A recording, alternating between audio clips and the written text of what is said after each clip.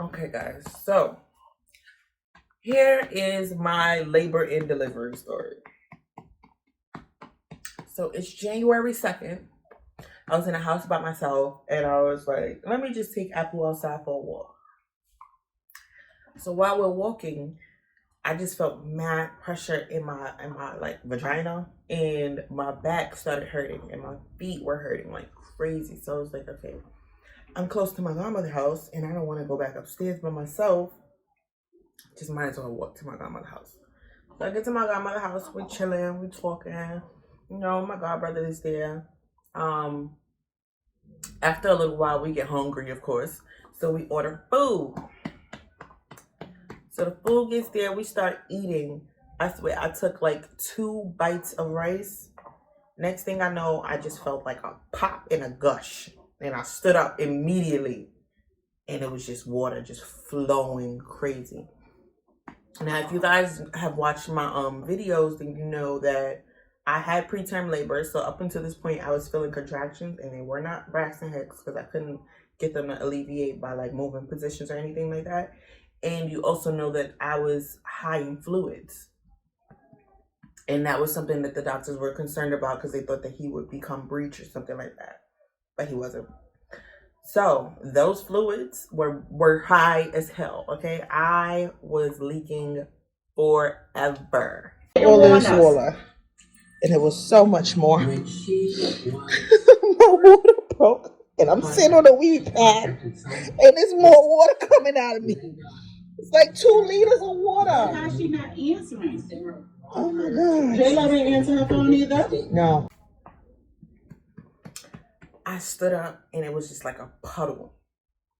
So I took my pants off and I like stood on the other side of the living room. And I tried to like sop up some of the water with my pants. My pants were soaked at that point. Okay, I had on sweatpants. They were soaked at that point. So I'm standing there and it's another puddle. Like I'm creating another puddle of water as I'm standing there.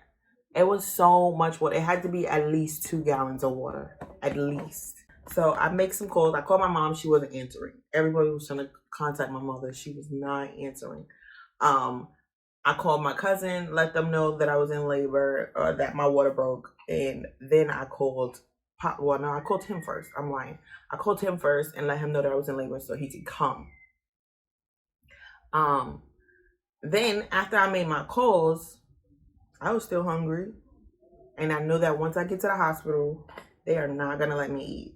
So I sat down and I continued eating. Now, before I sat down, she put down a wee pad so that it doesn't soak the couch, of course. And I continued eating. When I tell you the water was just rolling off the wee pad, it was soaked. It was just rolling off the wee pad. But I was still eating because I'm like, I don't want to be starving. Oh, excuse me. I'm eating it right now. I don't want to be starving in this hospital. So I continued eating. But then while I'm sitting there, I felt my legs getting sticky. And I was like, all right, let me just hop in the tub, rinse this off of my legs. And then I'll continue eating. So I get in the tub. When I get in the tub, my cousin is on the phone screaming, where is he? Where is he? I'm like, he is on his way. He's coming to get me now. She's like, he's taking too long. I'm coming to get you. She lives in Manhattan. She's like, he's taking too long. I'm coming to get you. We're going to Presbyterian. I'm like, I don't think I need to, but whatever. Then my mother calls. My mother and my cousin are on the phone on 2 different phones at the same time screaming. My mother's like, what are you doing? I'm like, I'm in the tub because she heard the water. She's like, get out of the tub. What are you doing? He could fall out and he could hit his head. I'm like, he could fall. He's not falling out. First of all, I just didn't feel like I was that far along in my labor.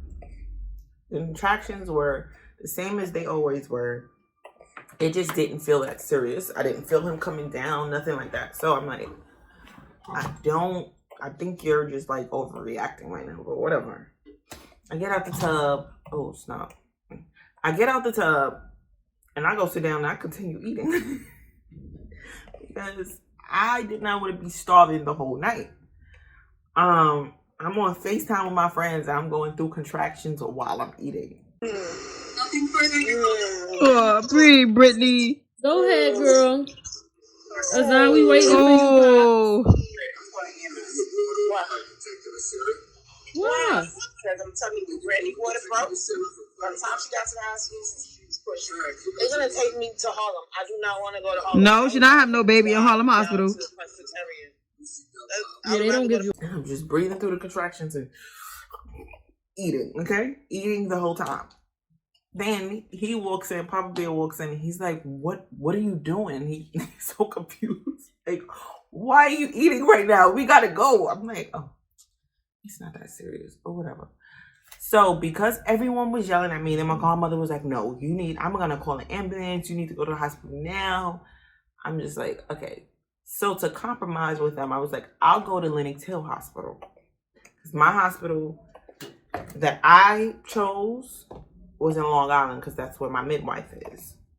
But everyone was getting on my nerves, so I was like, okay, I'll just go to Lenox Hill Hospital. That's the hospital that I was born in. So I get there, right? We got all our bags with us, the placenta, cooler, and everything. They check me, they see that I'm 2 to 3 centimeters dilated. And by that time, the whole time I just kept forgetting to call my midwife. I don't know how. I just didn't remember to call my midwife. So my mom called her. And she's like, why is she at the hospital? So I call her and I leave a message and she calls me back. And she's like, why did you go to that hospital? I was like, everyone was yelling. It was too much happening. They were going more crazy than I was. I was laughing the whole time. They were like just being extra. So I just came here. She was like, all right, you know that you can leave if you want to. So I told them that I wanted to leave. But in order to leave, I had to be seen by the doctor that was on call. And at that point, I had only seen nurses. So I was like, you know what? I want to be with somebody that I'm familiar with. I'll just go to Long Island. So I'm currently in the hospital, in a whole different hospital, because I was getting yelled at by my mother and my cousin. They checked me. I'm about 3 centimeters dilated. We're gonna go to the hospital I was originally supposed to be at, but this is where I am. And so far, the contractions kind of feel the same as the contractions I've been experiencing for the last couple of weeks. So I feel okay. But we're gonna see.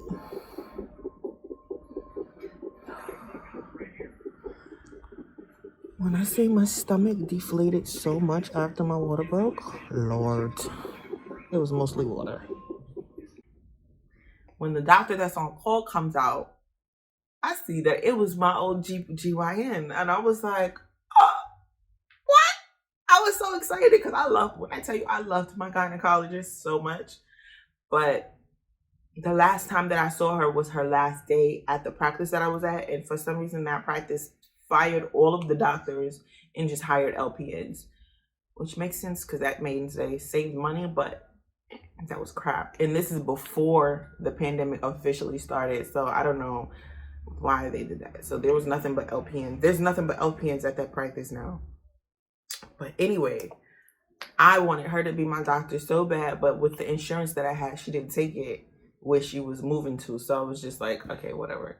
So when I saw her walk in, I was just like, I was so excited. I was so excited. I was like, I could stay here if I need to. Like, I was excited. I was happy. I love her. So they checked my blood pressure, which was like 1 point below 140. And had it been at 140, she would have had to admit me to the hospital.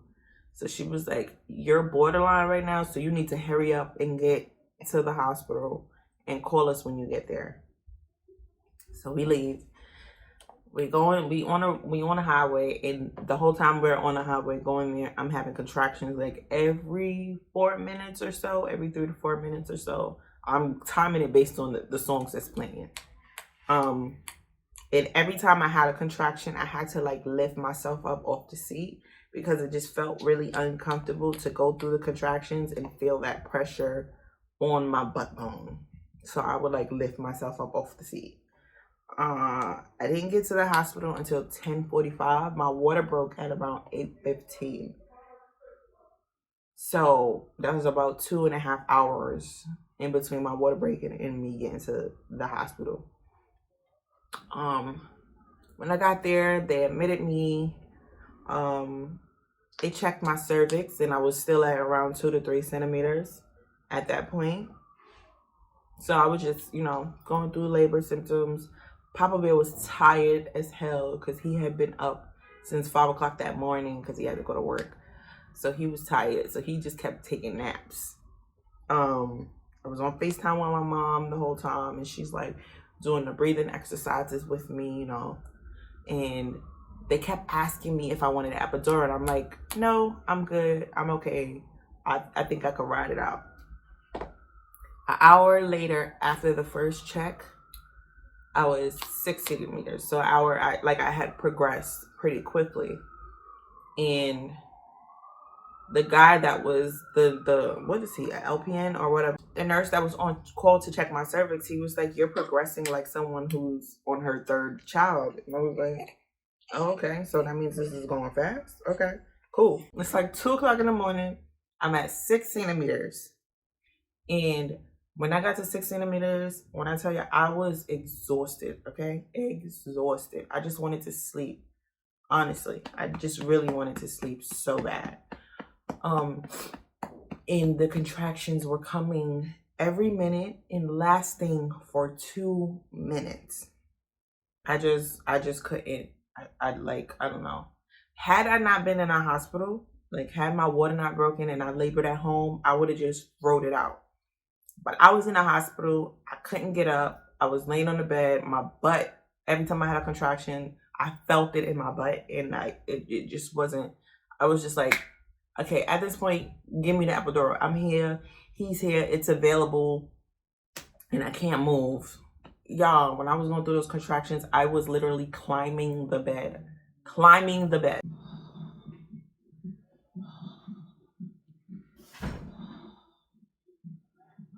Is that everything you thought it was going to be? I didn't have an expectation. Oh, you just thought it was going to be regular? I don't know what regular is. Oh. You get on my nerves. Just asking. I didn't know what to expect. Everybody kept saying, it's gonna feel like you having cramps times 1,000, but I don't have cramps when I get my period. So I don't know what that feel like. It was too much. I was like, no, give me drugs. I want drugs. I want drugs. And he's like, but you told me that you don't want. I was like, look at me. I want drugs. Give me the drugs.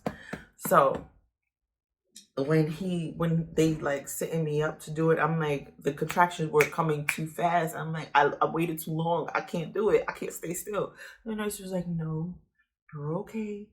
You can do it. I was like, I can't stay still. The guy that was the anesthesiologist was like, well, you better stay still. I was like, oh my gosh. So they get the epidural and the whatever. They put it in my bag. This is not it.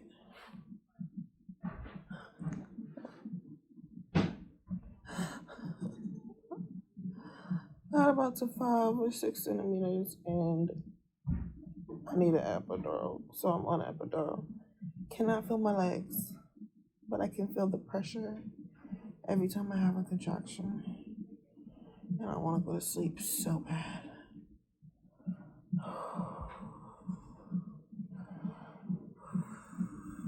That pain is too much. I don't know how people do this more than once. Go ahead, you can go to sleep. Oh, you're in it for you? I can go to sleep on camera? Yeah. You are so... Oh, boy. I mean, I've only been up since 5:30. I mean, yeah, you deserve to sleep. You've been up all day.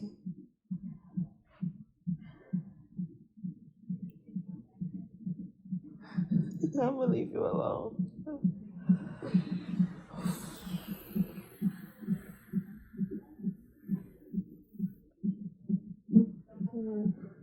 Catheter.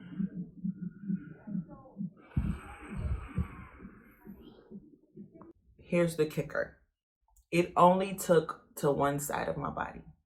So the whole left side from the waist down was numb. I mean, you know how when they numb your face and you slap it and it just feels like it's not a part of your face, like that feeling?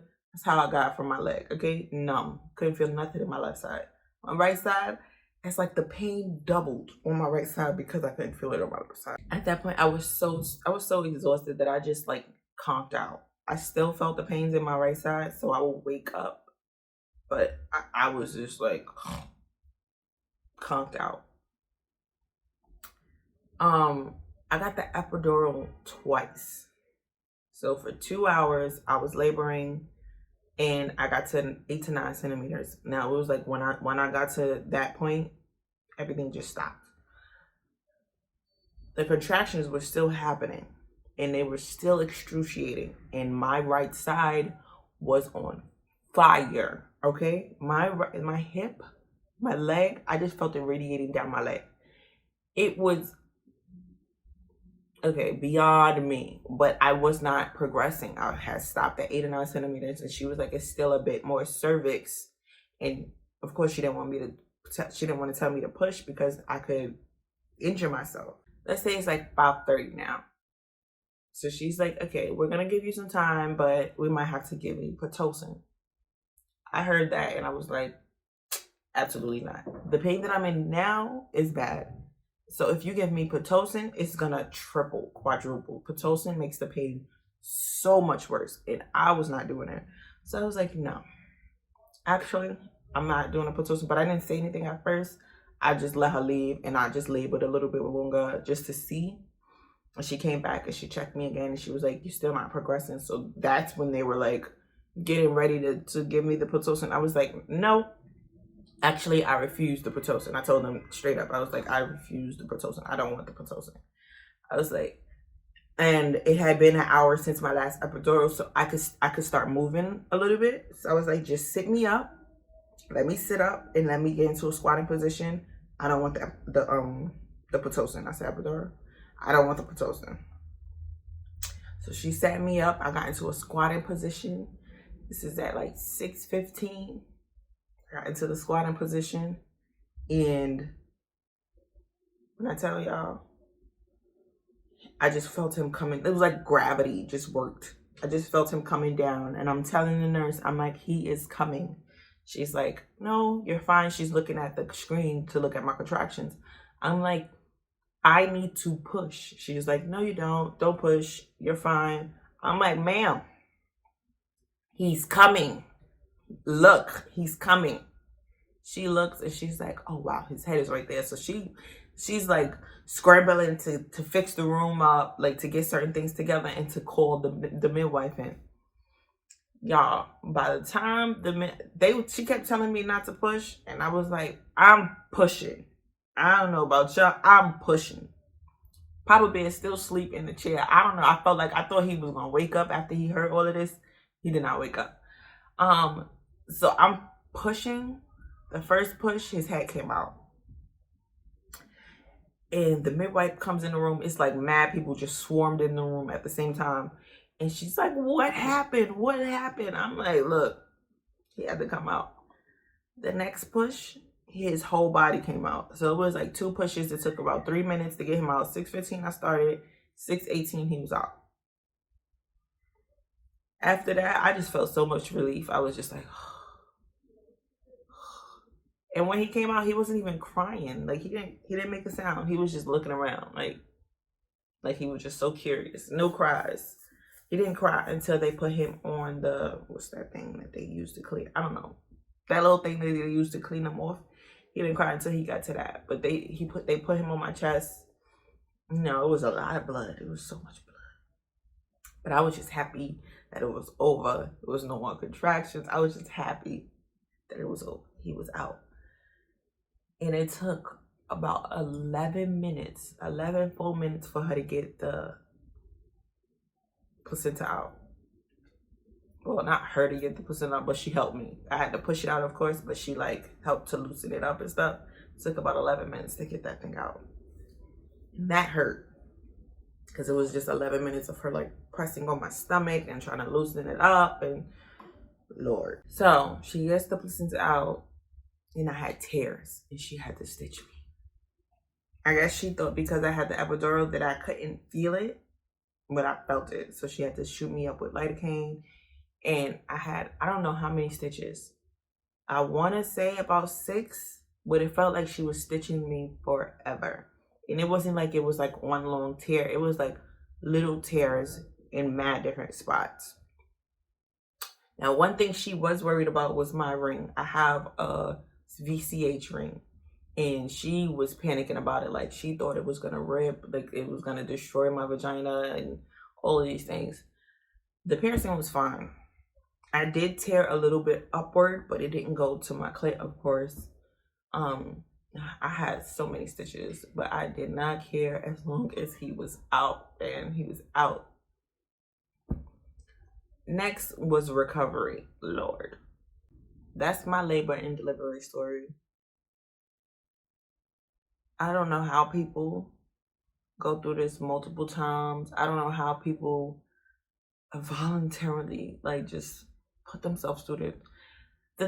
And the craziest thing is the labor pain is not that bad. The contractions are not that bad. It's more so of you don't get any recovery time. Like it's like someone punching you in your arm every minute for 20 hours. The punches don't hurt. But after a while of wearing on that one spot, it's going to become excruciating. And that's what labor is like. I feel like if we had more time in between the contractions, it would be like, okay, not that bad. But once they become 1 minute apart, Lord, it's just, you don't even know what you want to do with yourself. Like you just, y'all, when I tell you I was climbing the bed, I was biting him. I was like, I didn't know what to do. That was not it. That was not it. And there's a topic I want to talk about, but I'll talk about it in another video. But yes, that was my labor and delivery story. Insane. Insane. But apparently I had a quick delivery. A lot of people are saying that I had a quick delivery.